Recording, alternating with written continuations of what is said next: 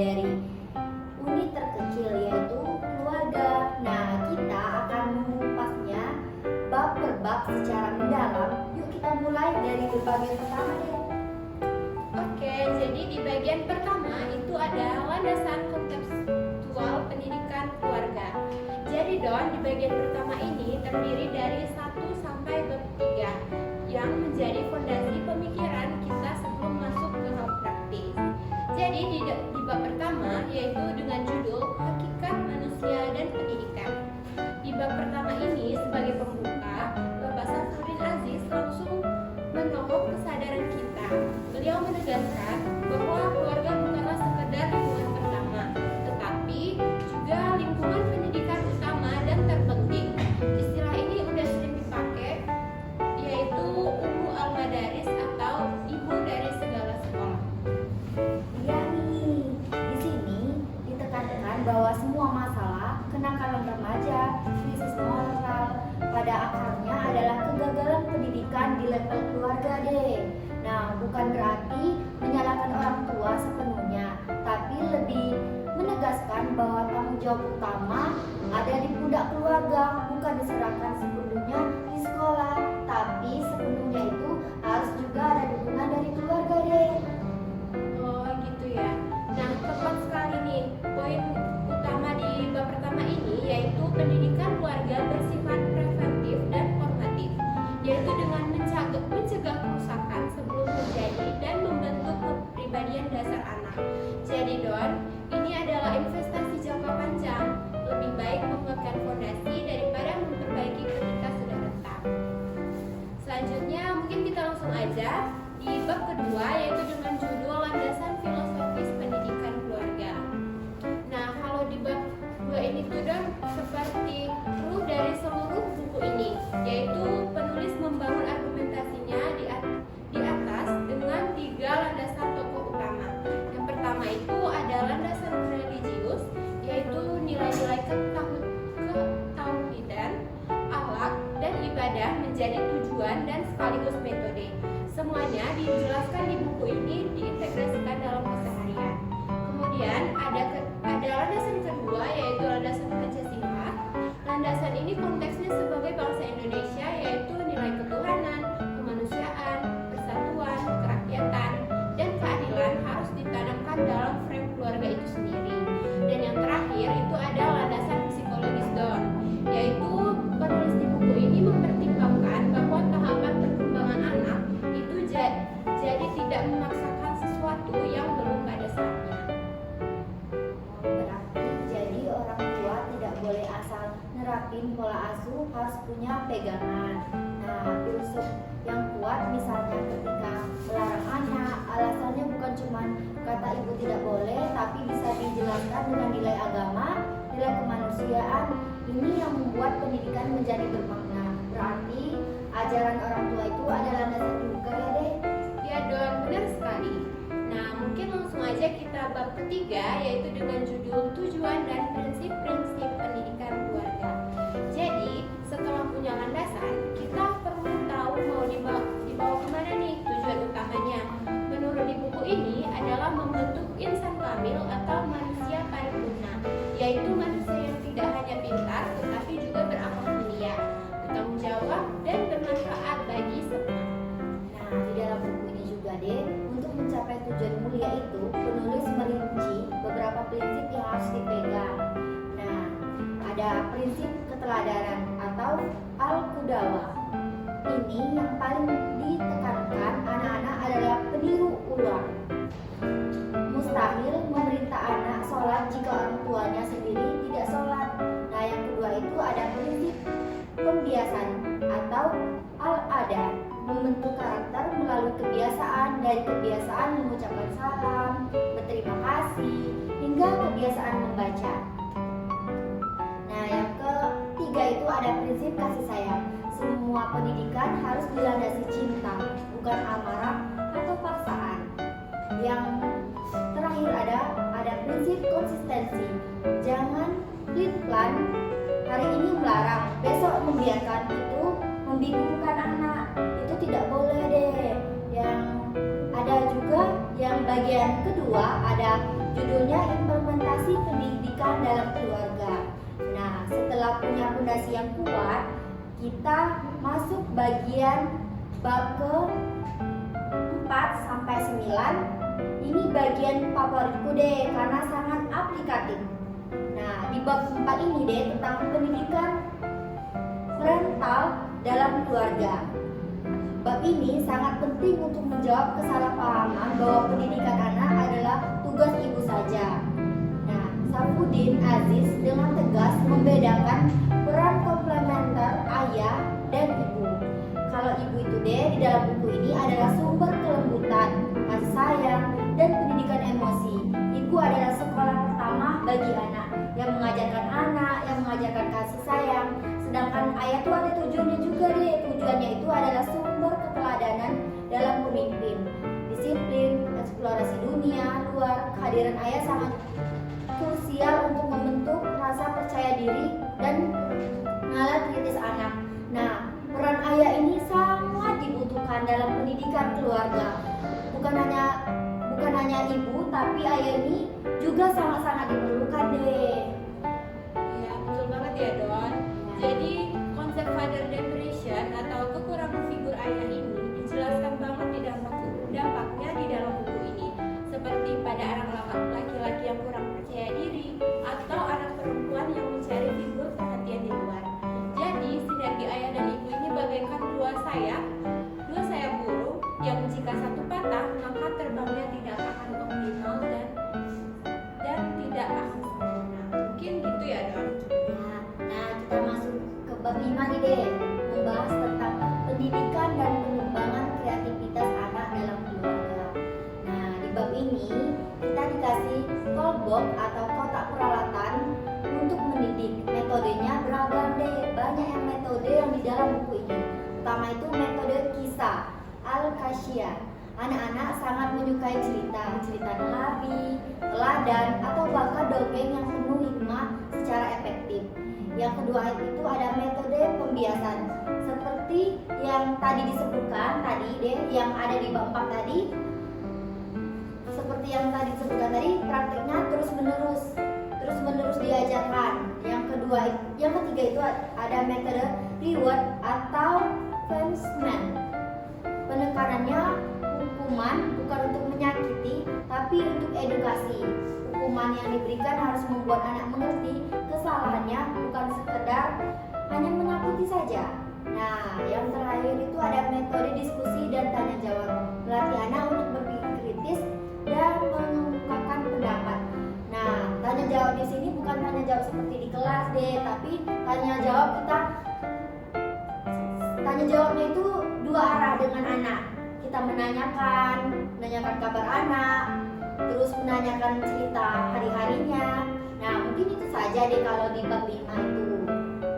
Berarti banyak ya, Don, metode yang bisa digunakan untuk pendidikan dan pengembangan kreativitas dari keluarga ini. Jadi mungkin keluarganya itu tinggal memilih bagaimana metode yang diperlukan ataupun mungkin yang sesuai dengan kebutuhan anaknya masing-masing. Mungkin lanjut ke bab ke-6, itu ada judulnya pendidikan spiritual dalam keluarga. Nah, ini tuh adalah jantung dari pendidikan keluarga menurut buku ini, Don. Jadi penulis di sini tidak hanya menyebutkan daftar akhlak, tetapi juga menanamkannya. Misalnya ada nilai kejujuran. Nah, itu bagaimana sih menanamkannya? Bisa dimulai dari orang tua yang jujur, tidak membohongi anak, dan memberikan apresiasi ketika anak jujur meskipun dalam hal yang tidak menyenangkan. Iya, karakter seperti tanggung jawab, disiplin waktu, sederhana, dan empati dijelaskan dengan contoh-contoh konkret dalam interaksi keluarga. Misalnya, melatih tanggung jawab dengan membereskan mainan sendiri seusianya. Nah, kita lanjut deh ke bab 7 tentang pendidikan karakter dalam keluarga. Nah, keluarga ini deh adalah tempat pertama anak belajar berpikir. Pendidikan intelektual di sini bukan tentang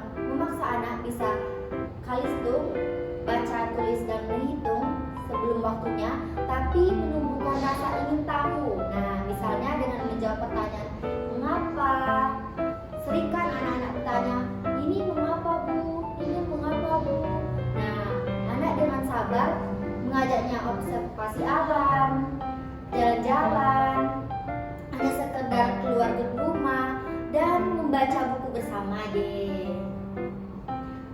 Oh iya, dan yang gak kalah penting nih Don dalam pendidikan kecakapan hidup atau life skill di era yang serba instan seperti zaman sekarang, itu banyak anak yang tidak terlatih. Jadi di buku ini tuh menyarankan kita untuk melibatkan anak dalam pekerjaan rumah tangga yang sederhana sesuai dengan usianya, seperti membereskan tempat tidur tadi, kemudian membantu menyiapkan meja makan.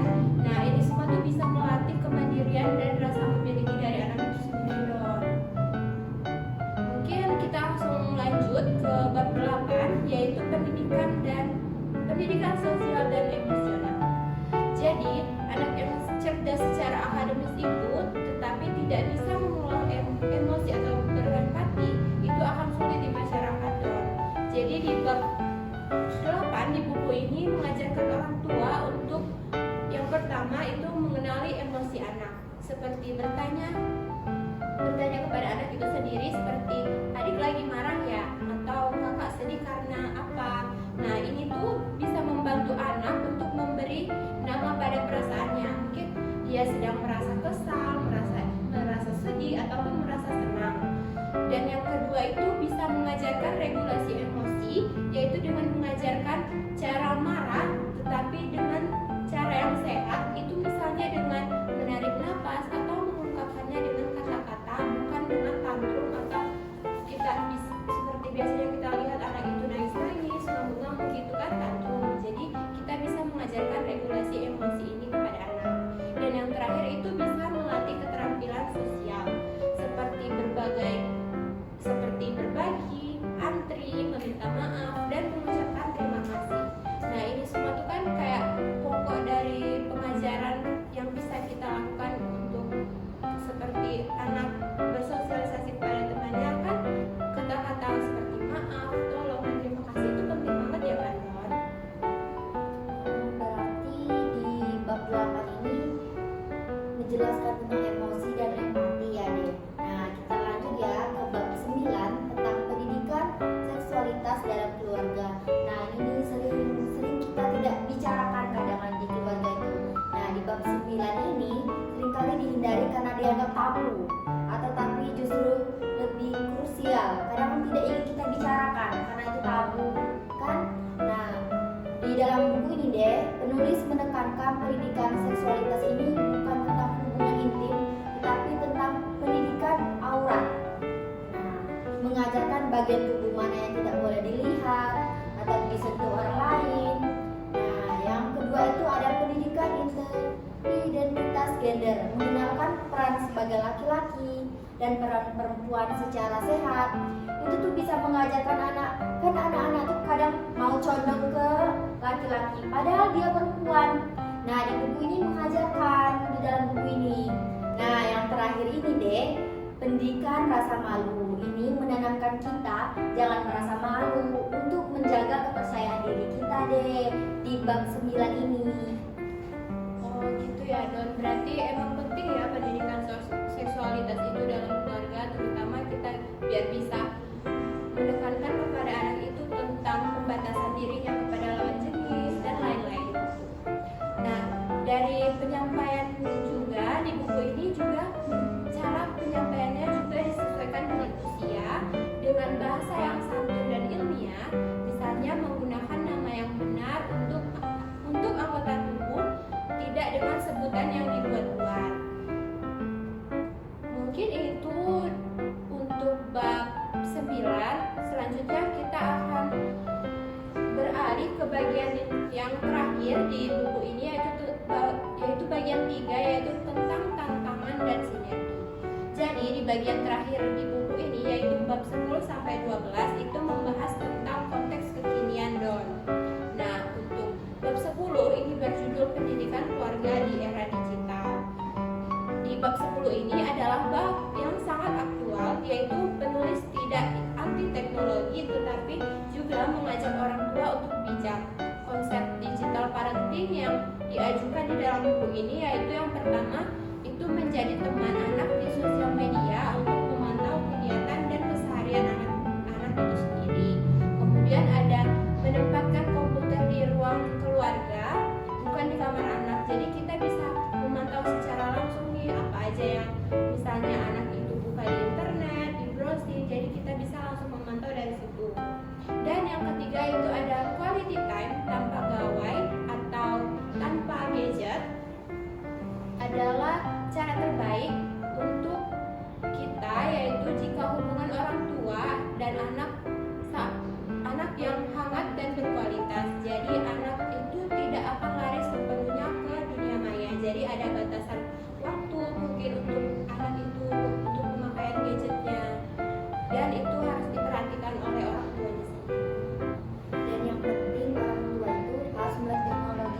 deh.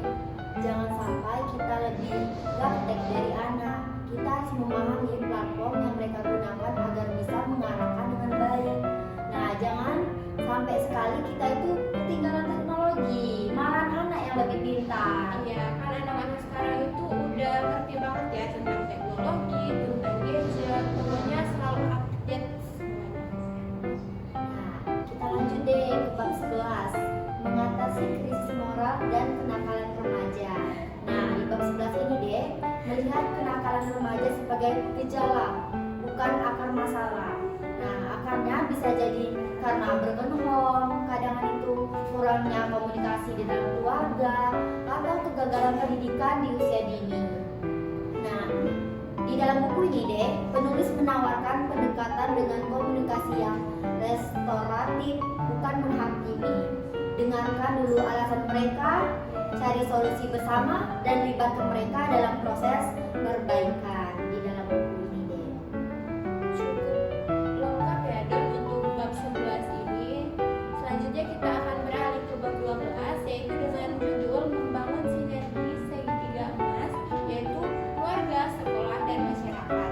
Nah kan tiga aspek penting ini saling berkaitan ya Don. Di bab 12 ini sebagai bab penutup ini sangat visioner. Jadi pendidikan keluarga itu tidak bisa berdiri sendiri, tapi perlu dengan adanya sinergi dari keluarga, sekolah, dan masyarakat tadi. Nah, yang pertama itu keluarga dan sekolah itu bisa menjadi komunikasi yang intens dengan guru, hadir di pertemuan orang tua, dan tidak menyalahkan guru di depan anak. Karena nantinya guru itu sendiri akan mendapat pandangan buruk oleh anak itu jika kita menyalahkannya di depan anak itu sendiri. Dan yang kedua itu ada keluarga dan masyarakat. Ini seperti lingkungan sosial gitu ya Don. Ini tuh biar menciptakan lingkungan masyarakat yang mendukung, seperti memastikan teman dan teman sebaya anak kita itu adalah pengaruh yang baik. Jadi tidak membawa pengaruh buruk kepada keluarga kita.